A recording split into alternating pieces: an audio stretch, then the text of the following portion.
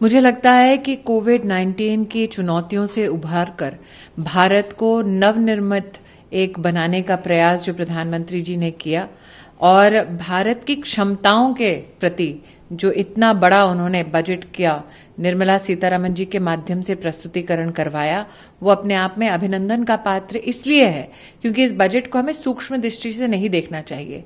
आप जानते हैं साल 2020 का वर्ष चुनौतियों से भरा था। 3 आत्मनिर्भर पैकेजेस साल 2020 में 20 के बजट के बाद भी अनाउंस हुए ताकि महामारी से जूझने के लिए हिंदुस्तानी नागरिकों को बल मिल सके। 80 करोड़ नागरिकों को 8 महीने के लिए राशन मुफ्त मिला। 22 करोड़ महिलाओं को 30,000 करोड़ रुपया उनके बैंक के खाते में ट्रांसफर किया गया।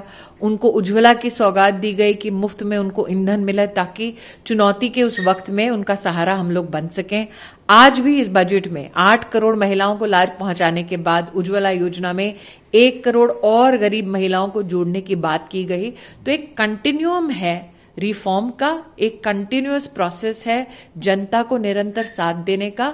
और इस ऐतिहासिक बजट के लिए जो सर्वस्पर्शी है, मैं प्रधानमंत्री जी और वित्त मंत्री जी का अभिनंदन करती हूँ। पी चिदंबरम वित्त मंत्री ने भारत के लोगों, खासकर गरीब, कामकाजी तबके, मजदूर, किसान, स्थायी रूप से बंद हुए औद्योगिक इकाइयों और बेरोजगार हुए लोगों को धोखा दिया है। बेरोजगार निश्चित रूप से कांग्रेस पार्टी के वो नेता हैं जो चुनाव हार गए और शायद कहीं ना कहीं उन्हें इस बात का चिंतन करना चाहिए कि जो झूठ वो बार बार बोलते हैं उससे तंग आकर जनता ने भी उनको दरकिनार कर दिया है।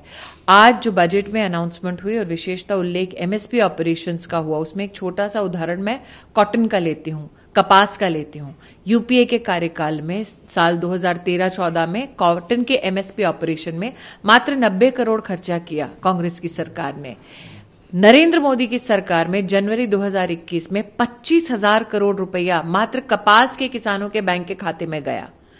13 लाख करोड़ रुपया, जैसा कि महामहिम राष्ट्रपति जी ने अपने उद्बोधन में कहा था, सीधा डीबीटी के माध्यम से देश की गरीब जनता के अकाउंट में ट्रांसफर हुआ। 10 करोड़ किसानों के बैंक के खाते में 1 लाख करोड़ रुपया मात्र और मात्र किसान सम्मान निधि के माध्यम से ट्रांसफर हुआ।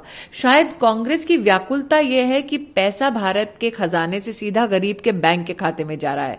उनके जमाने में, जैसा कि आज बंगाल में भी प्रचलित है, कट मनी कांग्रेस के नेताओं को जाता था। शायद उनके दुख का कारण वही है कि मोदी सरकार में पारदर्शिता से डायरेक्ट बेनिफिट ट्रांसफर सीधा देश के नागरिकों के खाते में हो रहा है।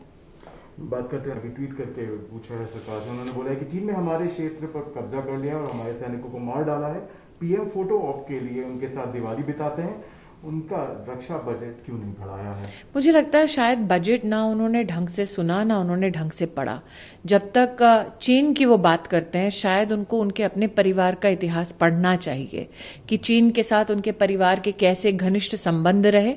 ये भी कहना उचित है कि प्रधानमंत्री अगर देश के जवान के साथ दिवाली जैसा पर्व मनाते हैं, जिसमें देश के प्रतिनिधि बन के वो देश की फौज को ये कहते हैं कि उत्सव के माहौल में हम भी बॉर्डर के साथ आपके साथ खड़े हुए हैं, तो मुझे लगता है ऐसे देशव्यापी कहीं ना कहीं एक धारणा या फिर एक फीलिंग को व्यक्त करने के लिए जो प्रधानमंत्री जी जाते हैं, उसकी अवहेलना अगर राहुल गांधी करते हैं तो मुझे लगता है बड़ी बचकाना पॉलिटिक्स है।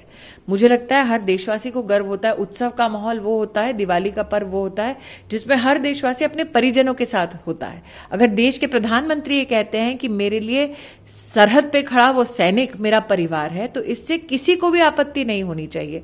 लेकिन आपत्ति निश्चित रूप से उनसे होती है, उनकी होती है जो ओछी राजनीति में विश्वास करते हैं, जैसे कि श्री राहुल गांधी।